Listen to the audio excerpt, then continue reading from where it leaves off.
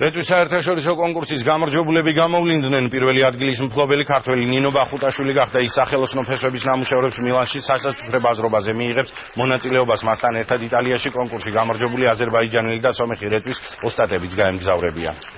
საერთაშორისო ექსპერტებმა და ასევე ქართველმა ადგილობრივმა ექსპერტებმა წარმოადგინეს თავიანთი ხედვა თუ როგორ შეიძლება იყოს კულტურა გამოყენებული ეკონომიკური სარგებლიანობის თვალსაზრისით.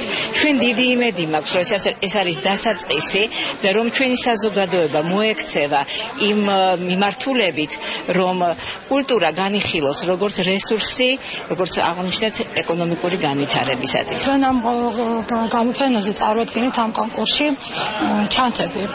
ჩვენ ასეთი გეგმა გქონდა ძალიან ტრადიციულიდან გადავსულიყავით უფრო კრეატიულზე. ტრადიციული ხელოვნება გამოვიყენეთ თანამედროვე ხელოვნებისათვის. გამარჯვების ემოცია არის უდიდესი.